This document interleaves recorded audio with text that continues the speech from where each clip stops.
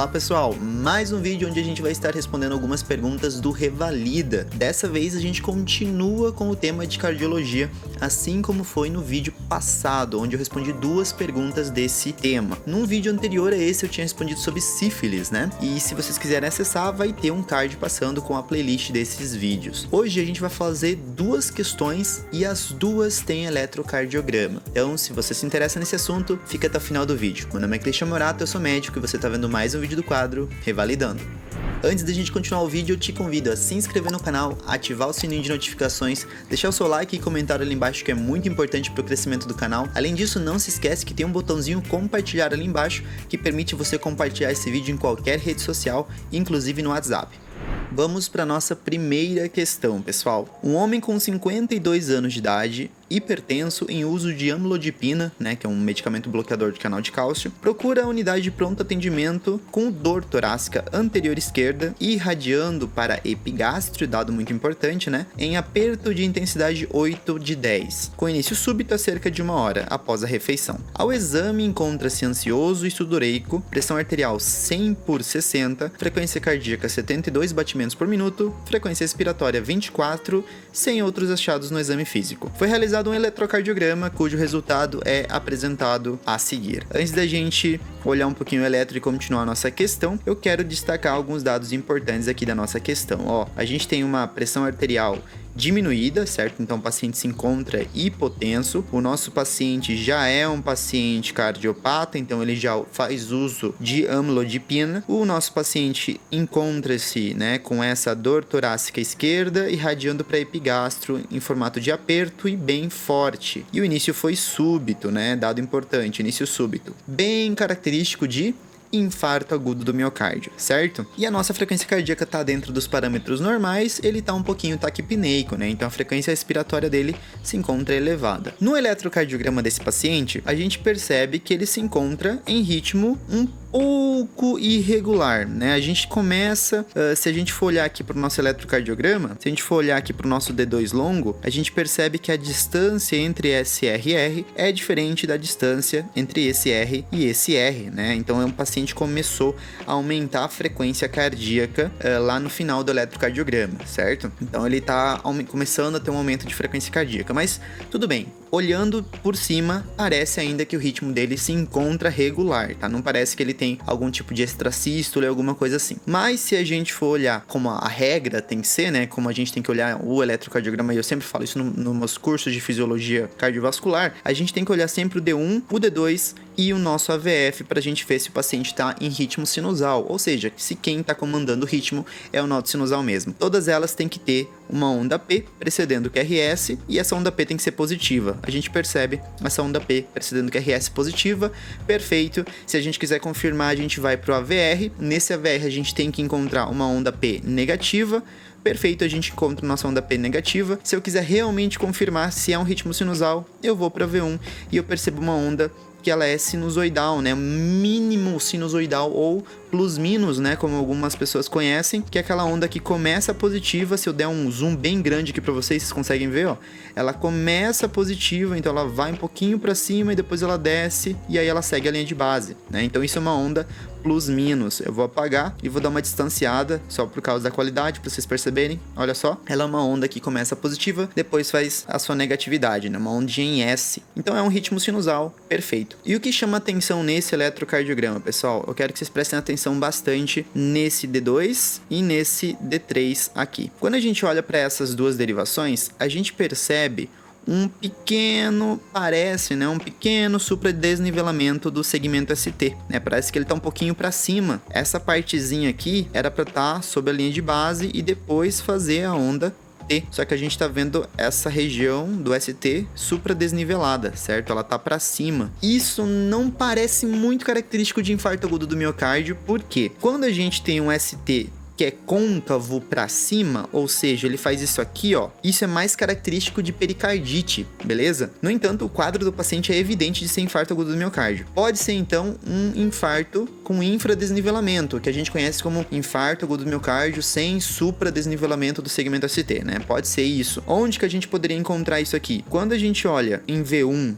esse aqui, em V2, nesse aqui e em V3, a gente percebe mais em V1 e em V2 que a gente tem um minúsculo infra em V1, ó, tem um minúsculo infra em V1, um infra mais proeminente já aqui em V2, olha esse infra indo para baixo, repara que a linha de base é aqui e o ST se encontra para baixo, então o segmento ST está infra desnivelado, ok? E aqui a gente percebe também a linha de base aqui em V3, só que ela tá um pouquinho infra desnivelada aqui. Então a gente tem um pequeno infra desnivelamento. O que que isso significa? Que quando a gente tem um infra em V1, V2 e V3, provavelmente o nosso paciente está com infarto de cara direita. Para a gente confirmar isso, a gente ia precisar de um V3R, V4R, V5R, que são as derivações da direita, tá? A gente faz um novo eletrocardiograma com essas derivações para poder encontrar. Aparentemente é um infarto agudo do miocárdio por causa dos sintomas e todo o quadro que o paciente apresentou. Vamos para a questão rapidão. O paciente foi monitorizado, recebeu ácido acetil salicílico, morfina e oxigênio. Legal, então ele já começou seu tratamento de um jeito correto, né? Então recebeu antiagregante, recebeu essa morfina para dor e o oxigênio para dar mais oxigenação ali, né? Para dar mais suporte para o miocárdio. Sendo contactado o hospital de apoio para transferência. Como não havia previsão de vaga para as próximas horas, decidiu-se pela realização de trombólise com alteplase seguida de anticoagulação com enoxaparina. Então ele recebeu o nosso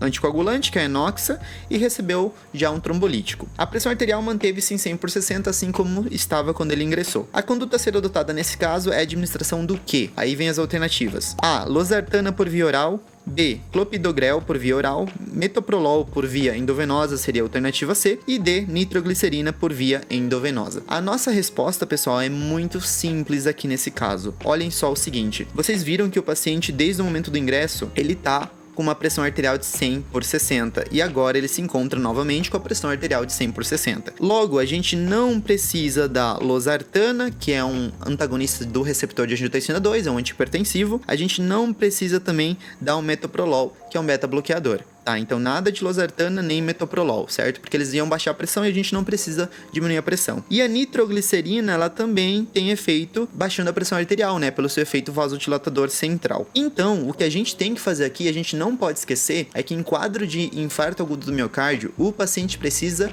de antiagregação dupla. Como ele já recebeu ácido acetil salicílico, a gente precisa de um outro antiagregante. No caso, o clopidogrel vai ser utilizado, tá? Então, a resposta correta dessa pergunta seria a alternativa B. Questão número 2, pessoal, bora lá. Uma mulher com 32 anos de idade deu entrada em uma unidade de emergência apresentando dispneia e dor torácica. O quadro teve início 5 dias antes com tosse seca, dor torácica direita e febre alta. No dia seguinte ao do início do quadro, ela procurou assistência médica, tendo-lhe sido prescrito tratamento com levofloxacina para pneumonia bacteriana comunitária. A paciente relatou evolução com manutenção do quadro febril e das demais queixas, ou seja, ela não estava melhorando muito do quadro dela febril, né? Posteriormente, passou também a se sentir cansada, dispneica e com dor precordial do tipo pleurítica. O quadro dela de pneumonia está avançando. Como não viu melhora do quadro, procurou a unidade de emergência, onde se encontra no momento. No primeiro atendimento da unidade de emergência, a paciente negou tabagismo, etilismo e uso de drogas ilícitas. Sua história patológica pregressa revela apenas cistite de repetição, com o último episódio há 2 meses, sempre tratadas com quinolona por via oral. Ao exame físico apresentou pressão arterial, vou começar a destacar coisas importantes. Baixa, né? Então 85/40 a paciente está hipotensa. A paciente se encontra também taquicárdica, 120 batimentos por minuto. A paciente se encontra taquipneica, porque ela está com 28 movimentos respiratórios por minuto. E a paciente se encontra febril, ela está com uma febre de 38,7 graus. Exame pulmonar compatível com condensação lobar à direita, então doença condensatória igual a pneumonia, tá? Ela está com uma pneumonia lobar direita. Foi iniciada a oxigenoterapia sob máscara e considerado o diagnóstico de sepse através dos critérios clássicos. Ela está com uma síndrome de resposta inflamatória, mais foco infeccioso no pulmão detectado, então ela tá com sepse, tá, pessoal? Foram colhidas hemoculturas, o lactato sérico foi dosado, o esquema antibiótico foi modificado para cefalosporina de 3ª geração mais macrolídeo e foi iniciado o resgate volêmico generoso. Os exames complementares realizados confirmaram a existência de disfunção orgânica grave com presença de 3 disfunções do score de SOFA, que é para ver se o paciente se encontra muito grave com sepse, né? Ali fala Sequential Organ Failure Assessment, né? Pra gente ver se tá tendo falha múltipla de órgãos por conta da sepse. Grave grave injúria renal foi detectada, então a paciente se encontra com uma lesão renal, tá? Creatinina sérica dela se encontra elevada, ó, 5,8 a creatinina sérica dela, lembrando que o limite superior em mulheres é de 1,2, tá, pessoal? Tá bem elevado. Hipercalemia acentuada, com potássio sérico 7,2 também. O paciente está com uma hipercalemia ou hiperpotassemia, como também é conhecida, muito alto. O limite é 5 e quando ela está acima de 7 é hipercalemia grave. Então, a paciente está numa hipercalemia bem alta. Acidose metabólica importante com um pH de 7,18, então ela está numa acidose, e bicarbonato sérico de 12 miliequivalentes por litro. Então, a gente percebe que realmente é uma acidose metabólica porque ela está com pH baixo e ela está com perda de base. Se ela perde base, significa que é acidose de culpa metabólica. Se ela tivesse com aumento de PCO2, aí seria uma acidose respiratória. Mas como é perda de bicarbonato, lembrando que o limite inferior de bicarbonato é de 22 miliequivalentes por litro, então ele tá 12 aqui, ele tá 10 miliequivalentes abaixo do normal. Então a gente já entende que é por conta de perda de base, tá? Foram então instituídas medidas terapêuticas intensivas para controle das disfunções orgânicas. Mas na manhã seguinte, logo após a realização do registro eletrocardiográfico, que eu já vou mostrar para vocês, a paciente apresentou parada cardiorrespiratória em atividade elétrica sem pulso, o que foi revertida com a realização das manobras de suporte básico de vida e administração intermitente de adrenalina, bicarbonato de sódio e gluconato de cálcio. Após a estabilização hemodinâmica da paciente, foi indicada a instituição imediata de suporte dialítico, ou seja, ela foi para diálise. Tá? Ela foi fazer diálise. E aqui a gente tem o nosso eletrocardiograma, pessoal. Então, o nosso eletrocardiograma é bem característico de um certo distúrbio que a paciente está desenvolvendo. Vamos falar um pouquinho disso. Considerando que o registro eletrocardiográfico apresentado indica a causa da parada cardiorrespiratória da nossa paciente, o que motivou a instituição de terapia dialítica? Então, a pergunta está falando, por que foi feita a diálise nessa paciente? Qual dos motivos a gente está tendo que fazer diálise nessa paciente? E aí ele fala, alternativa A, hipercalemia acentuada e refratária. Alternativa B, acidose metabólica grave e refratária. Alternativa C, pericardite urêmica com tamponamento. E alternativa D, sobrecarga volêmica com congestão pulmonar. Afinal de contas, ali na questão falou que fizeram reposição de volume, né, intensa para ela, certo? Bom, pessoal, logo de cara, a nossa primeira alternativa é a resposta correta, ok? Hipercalemia acentuada refratária. Isso que vocês estão vendo aqui nesse eletrocardiograma é bem característico de um paciente que se encontra com hipercalemia grave, quando o potássio dele se encontra maior que 7 miliequivalentes por litro. Por que a gente está tendo esse eletro desse jeito? Quando o paciente está tendo uma hipercalemia grave, ele tem um desaparecimento de onda P no eletrocardiograma, ele começa a ter um alongamento do QRS e uma junção desse QRS com a onda T. Isso aqui que vocês estão vendo, pessoal, é uma onda T apiculada, ok? Isso aqui não é a onda R do complexo QRS, é a onda T apiculada. Nessa partezinha elevada que vocês estão vendo aqui, é quando começa o complexo QRS, daí o QRS se funde com a onda T e forma essa onda T apiculada. E aí a gente começa a ter um formato no eletrocardiograma de ondas sinusoidais pontudas, né? Apiculadas. O que é uma onda sinusoidal? É aquela onda que faz isso aqui, ó, que é mais ou menos o que a gente tá vendo. A diferença é que tem umas pontas aqui em cima e tem pontas aqui embaixo, tá? Então são bem característicos de paciente que se encontra com o nosso quadro de hipercalemia. Lembrando que quando o paciente se encontra num quadro com essas ondas sinusoidais,